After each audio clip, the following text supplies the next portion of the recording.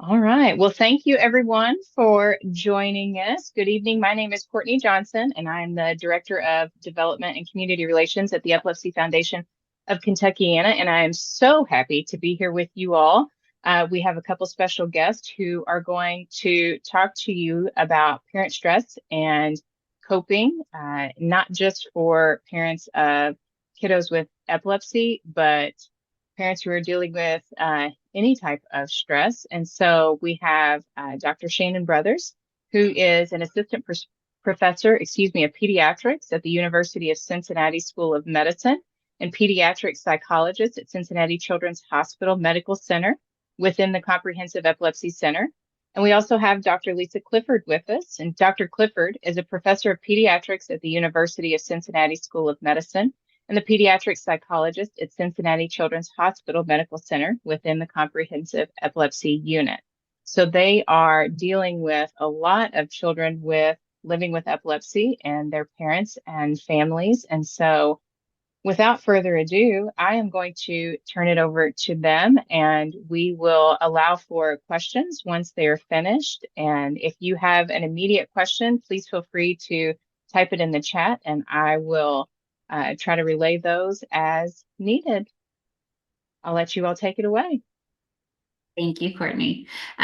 So since it's just Jamie so far today, Jamie, if you have any questions, I think Dr. Clifford and I just feel free to stop us or jump in. I think we're pretty informal. Feel free to kind of pop in with any urgent questions. So we'll talk a little bit today about parent stress and coping, as Courtney mentioned. And if I can get my slides to work, there we go. So we'll talk a little bit about kind of stress and its relation to epilepsy, signs of stress overload that sometimes we all need reminded of, and strategies for managing stress, and also end with some resources that we feel can be really helpful for both parents and families and kids with epilepsy. So we talk about stress and just adjusting to epilepsy, and I think that's a huge undertaking in itself. And so just adjusting to your child's epilepsy or your own epilepsy can be kind of challenging and complex. There's a lot of factors that play into that, from kind of impact on the child, right? Dealing with seizures themselves, the side effects that come with anti-seizure medications, worry around seizures, behavior, but also the impact on family. It can be really traumatic to see your child have a seizure, worry about their health and well-being, and also kind of navigating this kind of new normal in a way of how do I kind of keep moving forward and have my child kind of do everything they want to do, but do it safely. And how do I help them to cope? Navigating the diagnosis of epilepsy, of just learning about the diagnosis, but also navigating different systems of care, the hospital system, medical system, but also the school system, especially if there are learning concerns or with epilepsy. Of course, we want our kids to be safe at school if they have a seizure. So there's a lot of systems and new things to navigate. And this can all create a lot of stress. It's overwhelming, and you want the best for your child, and you want your child to succeed. And so this is actually pretty consistent with the literature that all of this is overwhelming. And about 50% of parents experience clinically elevated parenting or clinically elevated levels of stress. And so, and we also know that about a quarter or 25% of parents experience some sort of trauma symptoms. So that hypervigilance, always feeling on guard, that fear, sadness, anger, irritability, but also re-experiencing the trauma of seeing your child have a seizure or other related thoughts and images. And we also know that without intervention, parent stress at these high levels that are maybe getting in the way of things you want to do or creating significant distress remain stable across time. And so what are common stressors? We know a lot of these, right, already because we've experienced them in different capacities, but some things are changes in family routines and activities that might look a little bit different for kids with epilepsy. Maybe we have to add a couple of extra layers of support if we're going to the lake and we're going swimming, and make sure that everyone's safe. There's also a lot of worry and guilt about your child's illness and treatment, what their future might look like, how to make the best medical decisions you can for them and their well-being, and also kind of navigating side effects of seizure medication, and navigating kind of other challenges that can come with seizures, making sure that your kiddos are safe, and you as yourself is safe. Guilt because you wonder, could I have done something differently? Could I have not done something, right, that contributed to the diagnosis of epilepsy? And this sense of kind of loss of control, because seizures are not really expected most of the time. They're very uncontrollable. And so that, understandably, I think as all humans, uncontrollable things tend to create a little bit more stress. Worry, right, about not knowing enough or understanding enough about your child's epilepsy, or feel like you're doing enough. And this tends to lead to maybe less time for yourself or being spread a little bit more thin as you're trying to balance many different things, including kind of your child's epilepsy, making sure they're safe and supported and they're succeeding, and plus the needs of your other family members or kids, other responsibilities from work or other family members or community activities and things that you're involved in. So it can be a lot to navigate. And so I'll hand it off to Dr. Clifford to talk a little bit about signs of stress. Thank you, Dr. Brothers.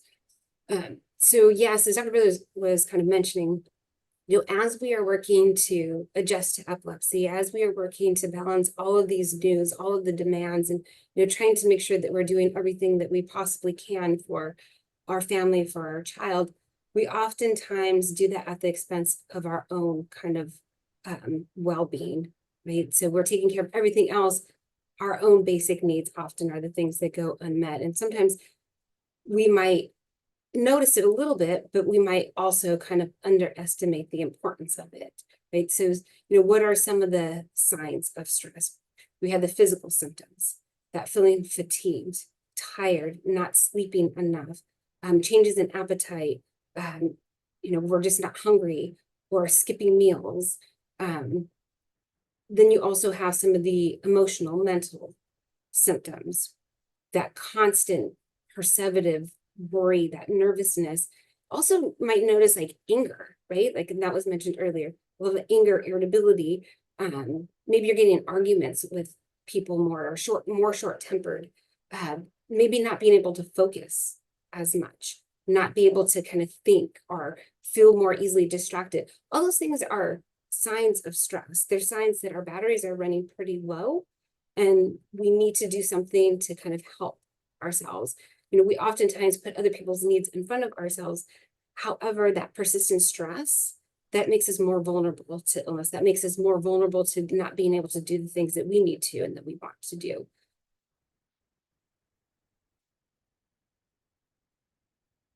I think we flip to the next slide. So managing stress. So I would say that one thing as we talk about managing stress that we need to keep in mind is epilepsy in and of itself, it's unpredictable, right? We could do everything perfectly and we still might have seizures.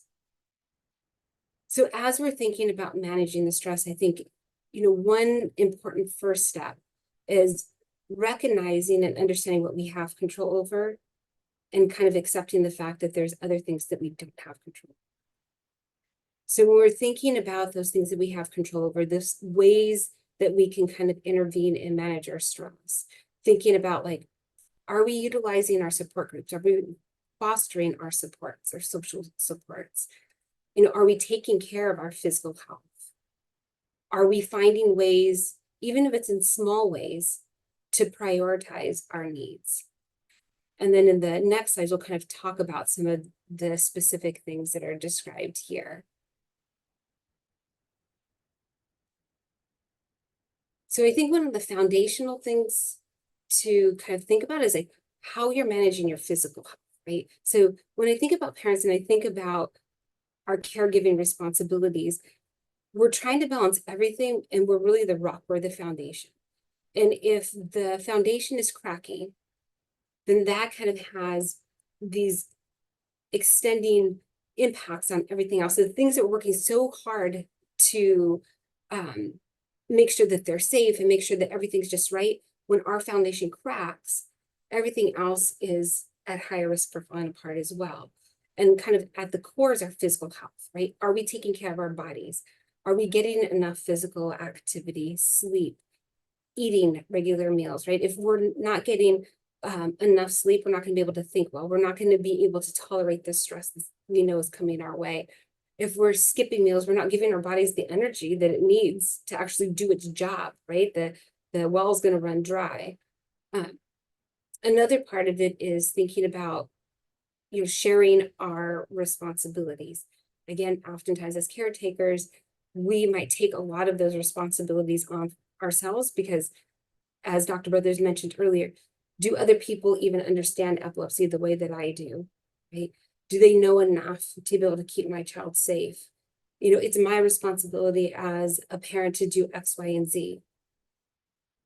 But for anybody that's taking on all of those things, it can lead us to get wore down. It can lead to resentment, fatigue, stress. Right? So being able to find ways to share those responsibilities with a partner, our immediate family members, even our children, our other children, extended family members, maybe friendship groups, or even using respite cares.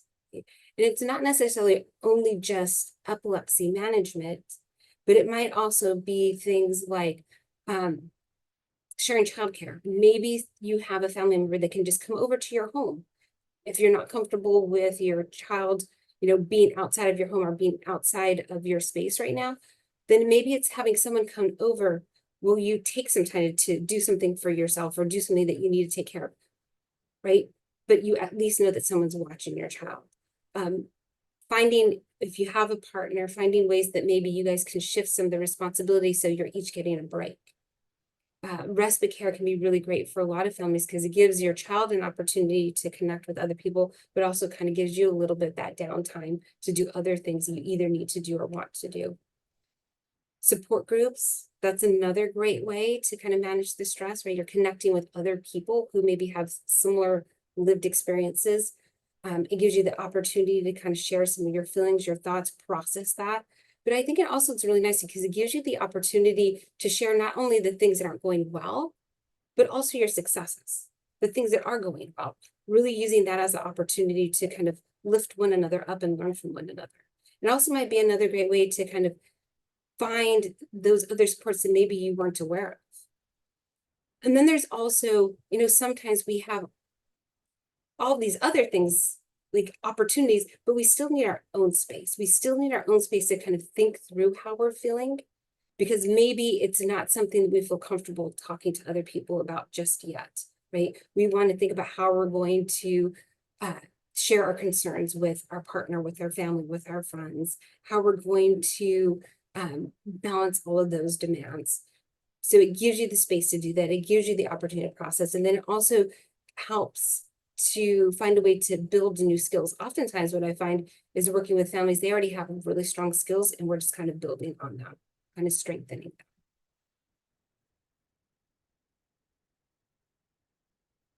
And then other parts, again, not only are we, managing stress are we looking for ways to kind of share some of that division of responsibility?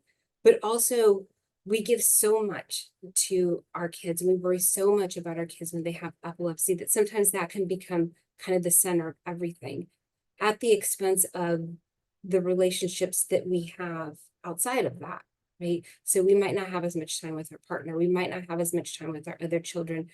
You know, maybe church was something that really was your foundation. And then after epilepsy onset, we're not going quite as much. We're not connecting with those people.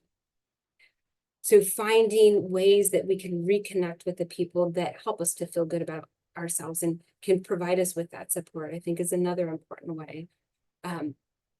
Again, kind of the self-care piece.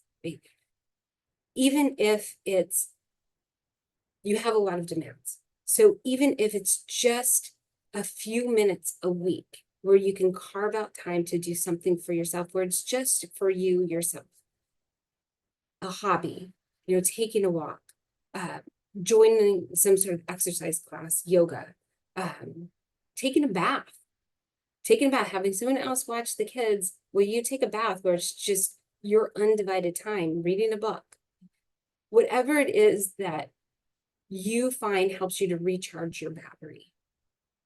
And if you, again, going back to the foundation, a lot of families will say, or caregivers will say, like, I just don't have the time, I can't do that.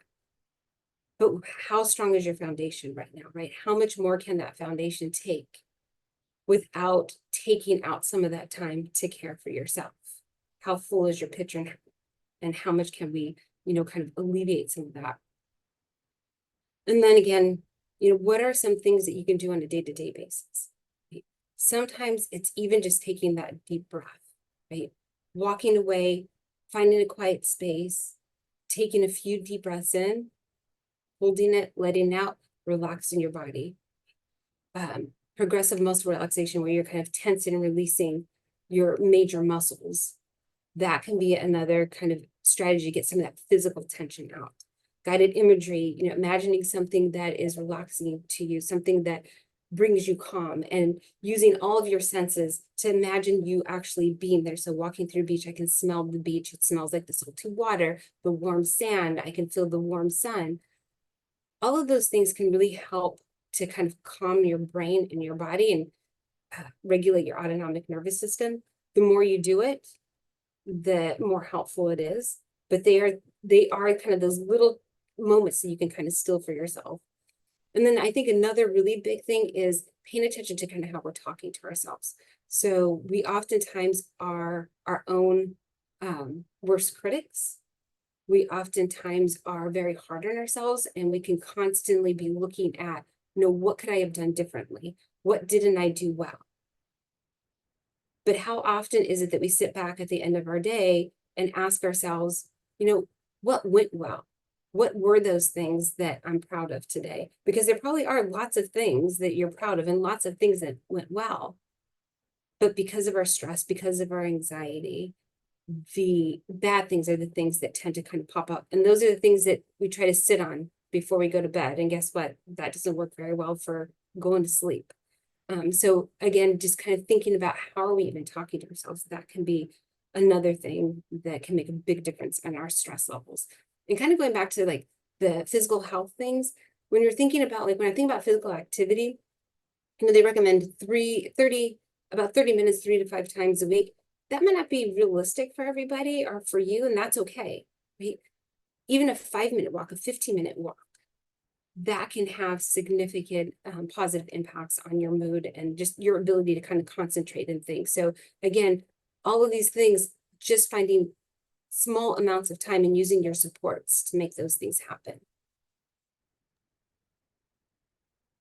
So because all of this, right, depending on where stress levels are at, all this can feel maybe a little overwhelming to where we start. And sometimes, I mean, we've chatted with families of like having a shower where you're 15 minutes or having a bath, right? And we start there while partner is watching the kids. And so something just for you or while the kids are at school, right? And you have 15 minutes to yourself. And so starting small, and picking one thing and kind of expanding on that eventually can be important too. But also kind of looking at the positives, going back to epilepsy too, of all the things that you can do, your family can do, your kiddo can do despite epilepsy. And so kind of reshifting those worries and that self-doubt and all of those things so that we're reframing it a little bit too. I also think it's like really like building on what Dr. Brothers is saying. Like, I think the biggest thing when I'm talking to parents is they just have such a hard time giving themselves permission for that self-care. And one way I like to frame it and think about it is you are doing so much because you want what's best for your child. Taking care of yourself is another one of those things because you're modeling for them, right? You're helping to model for them. You know what? I am stressed. I'm recognizing that. And when I'm stressed, it's important to take that time to kind of care for myself. Right? If you're modeling that, that gives your child permission to do that. That helps your child to start to recognize their own feelings, their own stress, and learn from you the different things that they might be able to do for that. So again, we're doing everything for our kids. This is another great thing to do for your kids and a great way to teach them some strategies.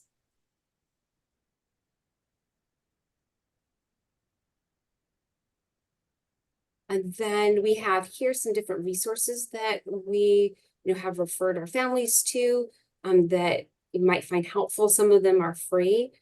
Some of the like mindfulness meditation ones, they're really nice because they have, some of the things that we talked about, some of that deep breathing, guided imagery.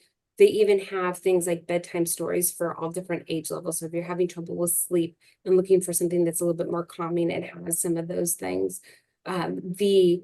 Some of the ones that I have referred to our families a little bit more, the PTSD coach and the virtual hope box, because they coach you through a lot of those kind of relaxation strategies, and they're free. And I don't know, Dr. Brothers, if you have any in particular that you like to recommend. I definitely, a lot of the breathing or sleep apps I have referred to. There's also one that wasn't on here. It's called UCLA Mindful. And so UCLA has a mindfulness institute. And so they have, if mindfulness meditation is something that you all enjoy, it's all free. And all sorts of different apps. So I often, for both parents and our kids and teens that enjoy meditation, I often recommend that one. And I think we have a couple of websites, yeah. So the resources there for the guided imagery, they actually just kind of walk you through like being at the beach, being at the forest, what that would look like, and kind of talk you through this. So those are really great ones if you're wanting to kind of learn a little bit more about guided imagery and how to do that, but you don't necessarily need the websites. Oftentimes I've had kids that have made up their own things that are relaxing to them. So I had one child that said the library was their kind of relaxation spot. So you can pick anything that works for you, but these are good ones to kind of see how that's done. And the same thing with the progressive muscle relaxation and then those mobile apps. Oh, there's the UCLA mindful app down there. So you did include it. Yeah.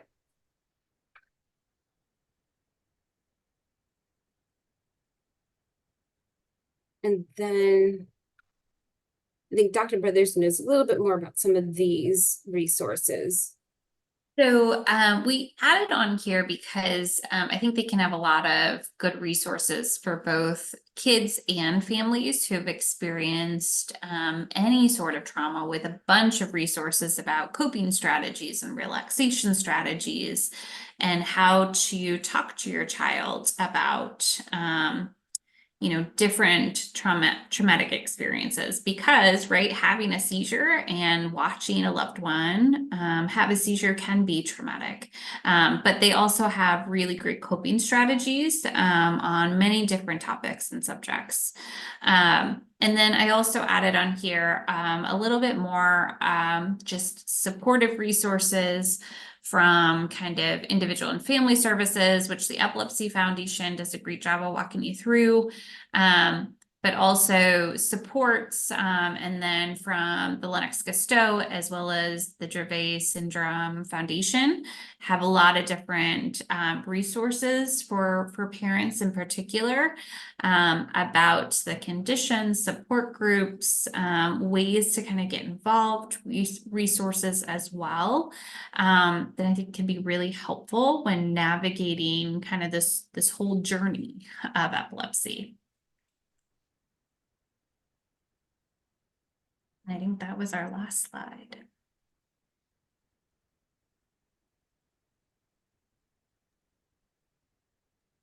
So quick question, are any of the apps that you kind of highlighted on your slide, do any of them target siblings and managing stress for siblings?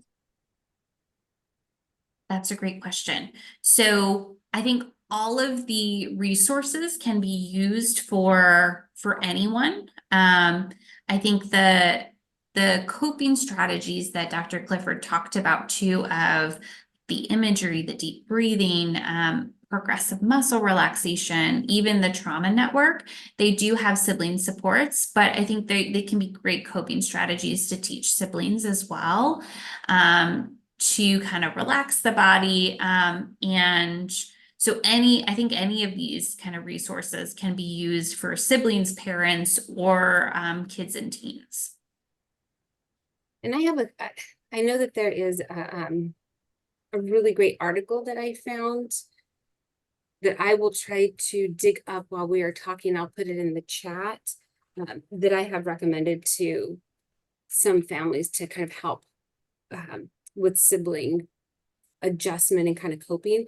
I also like recommending, depending on how old the sibling is, there some of the books that are written for kids with epilepsy that I think siblings also sometimes benefit from those as well, because it helps them to understand epilepsy in a developmentally appropriate kind of language terms. It gives them language to kind of talk about it. It helps to kind of take out some of the the scaries, right? Like, my sibling is going in for this, is going to the hospital again for this or that. What does that look like? So I like to recommend those to a lot of our families. And then Jamie, if you don't mind me asking, how old are the siblings? Reed's younger sibling is 6. 6, you said? Yeah. Okay. Yeah, I don't, have you seen the books that are written for kids with epilepsy? We have one book, but no, I have not seen any others. I'll include in, let me see if I can find that for you. I'll include into the chat a link to some books. And then also the article that I've sometimes recommended to some families.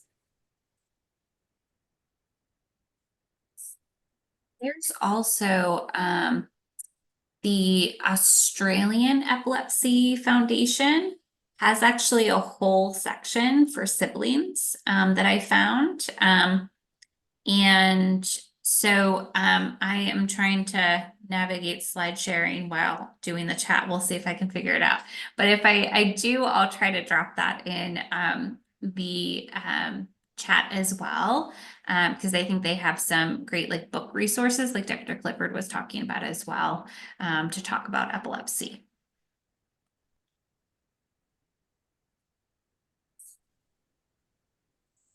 Yeah, I've seen some of their resources. They do a very nice job.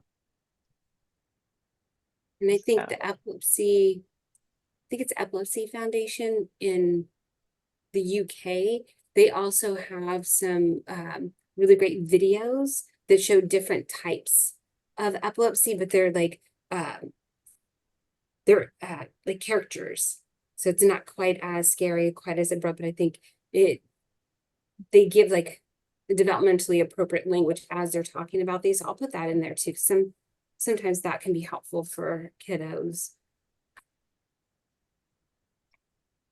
So what I will do, once we share this out on our YouTube for anybody who watches this later, I'll put some of these links in the comments and the description, and that way people can access them as well, because I think that these are great things for people to be able to utilize and to be able to see. So I'm going to go ahead and stop our recording here, and thank you guys so much for sharing with us and giving some incredible strategies. And thank you guys for joining us.